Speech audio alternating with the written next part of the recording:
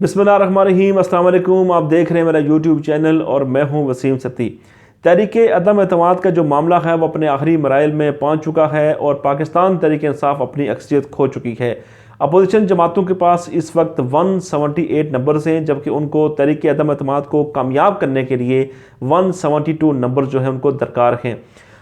पाकिस्तान तहरीक इंसाफ के जो मुनर्रफ अरकान हैं उनकी तादाद 22 है और अपोजिशन जमातें ये क्लेम करती हैं कि मज़ीद जो लोग हैं वो भी राब्ते में हैं और जो ही इमरान खान साहब इक़्तिदार की कुर्सी से अलहदा होंगे तो वो जो लोग हैं वो अपोजिशन के कैंप में आकर बैठेंगे और आइंदा आम इंतखाबात में जो है वो पाकिस्तान तहरीक इंसाफ के बल्ले के निशान के बजाय वो दीगर सियासी जमातों के जो निशान होंगे उनसे इलेक्शन लड़ेंगे। बहरहाल तहरीक अदम एतमाद में इस वक्त इमरान खान साहब जो है वो अपनी मेजॉरिटी खोते हुए नज़र आ रहे हैं, लेकिन उनके जितने भी फ्रंट मैन सोल्जर्स हैं, उनके वफाकी वज़रा जो हैं और उनकी जमात के जितने भी कारकुनान हैं वो ये उम्मीद लगाए बैठे हैं कि शायद 1992 की तरह जो है वो दोबारा को मौज़ा होगा और इमरान खान साहब को तहरीक अदम एतमाद में भी कामयाबी हासिल होगी और अपोजिशन जमातों को नाकामी का सामना करना पड़ेगा। लेकिन इसके लिए हमें एतवार के दिन तक इंतज़ार करना पड़ेगा, संडे को इसका फ़ैसला हो जाएगा। बहरहाल जो ग्राउंड रियलिटीज़ हैं, जो इस वक्त नंबर गेम जो है वो ये है कि इमरान खान साहब अपनी मेजॉरिटी खो चुके हैं, उनके इत्तेहादी जो थे वो उनका साथ छोड़ चुके हैं। जमहूरी वतन पार्टी का एक जो मेंबर है वो भी शाहज़ैन बुगटी वो भी अपोजिशन कैंप में मौजूद हैं। MQM के 7 मेंबर हैं। उसके अलावा बलोचिस्तान अवामी पार्टी के भी 4 जो मेंबर हैं वो भी उनका साथ छोड़ चुके हैं। तो इमरान खान साहब के लिए काफ़ी मुश्किल लग रहा है अनटिल अनलेस अगर कोई मौज़ा हो जाए या कोई तीसरी जो फ्रीकेन जो हैं वो अगर इसमें मुदाखलत करें तो कोई अगर तीसरा रास्ता अगर निकले तो इस पर कुछ नहीं कहा जा सकता। लेकिन अदम एतमाद के जो प्रोसेस है उसमें इमरान खान साहब कामयाब होते हुए नज़र नहीं आ रहे। हुकूमत की जानिब से पहले ये हिकमत अमली बनाई गई थी कि वो लोग जो कि जिनकी तादाद 22 है, मुनर्रफ अरकान जो हैं उनके ख़िलाफ़ जो है वो कानूनी चाराजोई की जाएगी और उनको जो उनके ऊपर जो है 63A जो है वो लागू किया जाएगा। जो फ्लोर क्रॉसिंग जब वो करेंगे तो उसका जो तोड़ है वो अपोजिशन जमातों के पास मौजूद है और अपोजिशन जमातों की जो नई हिकमत अमली है वो ये है कि अगर चूँकि उनको असम्बली में अपने 172 नंबर शो करने हैं, अगर 172 नंबर शो करें या 200 शो करें उससे कोई फ़र्क नहीं पड़ता, उनको 172 नंबर पूरे करने हैं और इमरान खान साहब को उनने इक़्तिदार से महरूम कर देना है। तो लिहाजा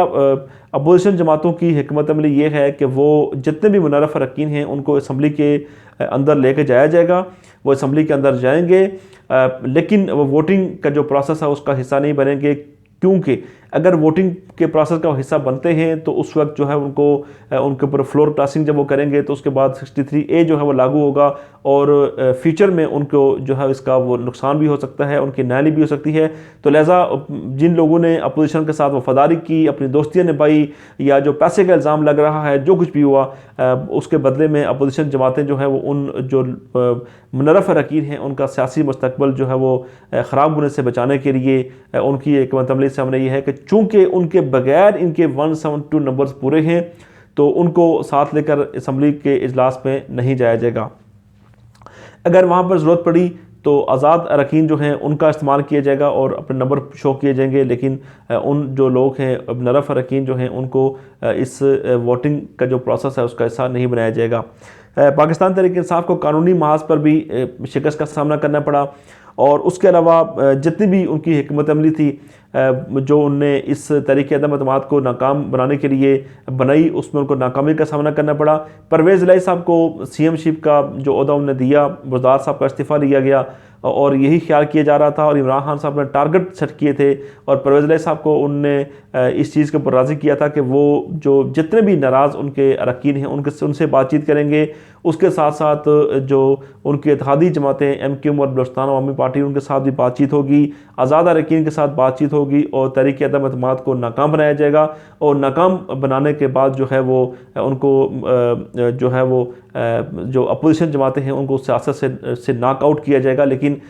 शायद परवेज़ इलाही साहब की भी जो है वो जितनी भी मेहनत थी वो रैगां जाती हुई नज़र आ रही है, कोई भी उनकी बात मानने को इस वक्त तैयार नहीं है और वो अपनी जो उनकी जो CM-शिप का जो वादा किया गया है पंजाब में उसको जो है वो इस वक्त जो है वो बचाने के लिए और उस कुर्सी की जो भागदौड़ है उसके लिए काफ़ी कोशां हैं। बहरहाल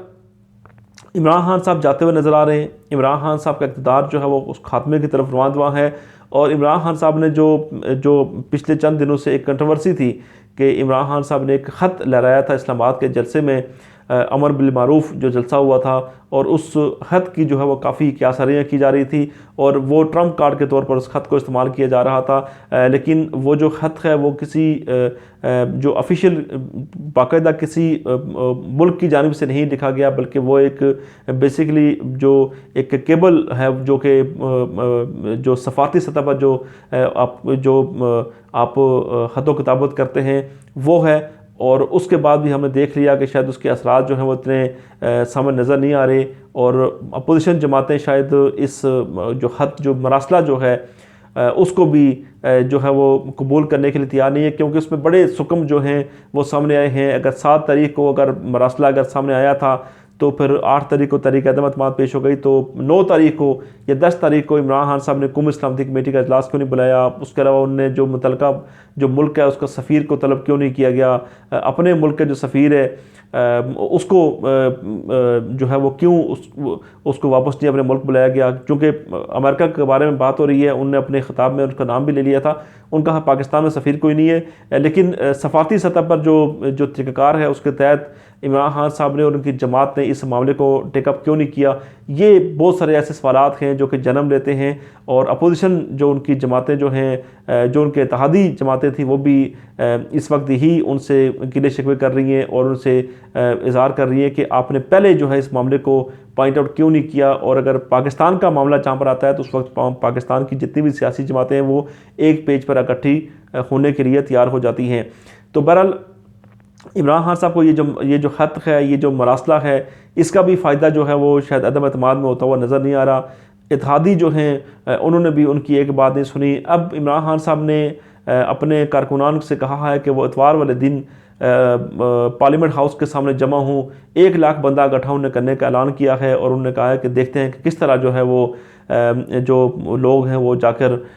वोटिंग करते हैं, अपनी जमात के ख़िलाफ़ जाकर वोट डालते हैं। तो बहरहाल एक वायलेंस होता हुआ नज़र आ रहा है, और ऐसा लग रहा है कि शायद इमरान खान साहब जो है वो इक़्तिदार से जाते जाते यहाँ पर अगर दीगर सियासी जमातों के कारकुनान भी अगर आते हैं या उनके लीडरान के ऊपर अगर पथराव किया जाता है, अगर उनके साथ बदतमीज़ी की जाती है, तो इसके असरात जो हैं वो पाकिस्तानी सियासत में आइंदा आने वाले दिनों में देखने को मिलेंगे। हमने एक वीडियो देखी जिसमें कंवर नवीद जमील जो कि मुत्तहदा कौमी मूवमेंट के बड़े सीनियर रहनुमा हैं, उनके ऊपर एयरपोर्ट के ऊपर बदतमीज़ी की गई, और उसका शहबाज गिल साहब ने एक टीवी चैनल पर आकर बड़ा दफा किया। शायद अगर इस तरह के अगर मामलात अगर शुरू हो जाते हैं तो फिर MQ के पास भी ऐसे कारकुनान हैं, पाकिस्तान पीपल्स पार्टी के पास भी ऐसे कारकुनान हैं जो कि अपने जो उनके लीडरान हैं उनका दफा करें, और उन अपने सियासी मुखालफिन पाकिस्तान तहरीक इंसाफ के लोगों के ख़िलाफ़ वो नारेबाजी करें, उनके ख़िलाफ़ तशद्दुद के ऊपर लोगों को गुस्साएँ, या उनके ख़िलाफ़ किसी किस्म की भी जो एक्टिविटीज़ करें। तो बहरहाल ये भी एक सियासी तौर पर जो है वो चीज़ें जो है वो सही सिमत में जाती हुई नज़र नहीं आ रही। तो बहरहाल इमरान खान साहब को भी सोचने का मुकाम है कि तहरीक अदम एतमाद जो है वो क्यों उनके ख़िलाफ़ कामयाब हो रही है, उसकी वजूहात क्या हैं, क्या सुकम से। और एक ख़बर ये भी चल रही है कि शायद इमरान खान साहब इसलिए पुरुमीद हैं कि जो तीसरे जो फ्रीक हैं वो अगर दरमियान में पड़ें और मामला को हल करवाएं तो शायद अदम एतमाद जो है वो उसको वापस लिया जाए, और बड़ी एक अच्छे और आसान तरीके से जो है वो दोनों साइड्स की हुकूमत और अपोजिशन की फेस सेवी की जाए और अगले इंतखाबात का ऐलान कर दिया जाए। लेकिन अपोजिशन इस मूड में बिल्कुल भी नहीं है, जो कि इमरान खान साहब ने जो रवैया रखा, उनके वज़रा ने जो रवैया रखा अपोजिशन जमातों के साथ, उनके जो नाम ले लेकर अलकाबात से उनको नवाजा गया, तो शायद ऐसा लग रहा है कि वो भी जो है वो उनको माफ़ करने को बिल्कुल तैयार नहीं है, और अपनी तहरीक अदम एतमाद को कामयाब बनाने के लिए उनकी जो एक अमली है वो कामयाब हो चुकी है। और अब चूँकि मामलात आखिरी मराइल में दाखिल हो चुके हैं तो शायद अपोजिशन जमातें भी चाहती हैं कि तारीख़ में वो काम कर लिया जाए जो इससे पहले नहीं हुआ। शहीद मोहतरमा बेनज़ीर भुट्टो की हुकूमत के ख़िलाफ़ 90 की दही में जब ये अदम एतमाद की जब तहरीक जब आई थी तो उन्होंने उसको नाकाम बनाया था, सियासी तरीके से नाकाम बनाया था। और आज जब 2022 में इमरान खान साहब के ख़िलाफ़ जब तहरीक अदम एतमाद आई तो इमरान खान साहब ने इस तहरीक अदम एतमाद को सियासी तरीके से नाकाम बनाने के बजाय उन्होंने जो है वो जलसों का सहारा लिया और लोगों को 10 लाख लोगों को इकट्ठा करने का उन्होंने जो है प्लान बनाया था और इमोशंस के साथ जो है वो खेल रहे थे, अपने इत्तेहादियों के साथ भी और अपनी अवाम, अपने वोटर्स के साथ भी। तो बहरहाल देखते हैं कि इमरान खान साहब की जो इमोशंस हैं वो किस हद तक काम आते हैं, किस हद तक वर्कर जो हैं वो घरों से निकलते हैं और उसके बाद का सियासी मंजरनामा क्या होता है। ये भी आपके साथ आइंदा आने वाले दिनों में इसके ऊपर जो है वो गाय पे गाय गुफ्तगू करते रहेंगे।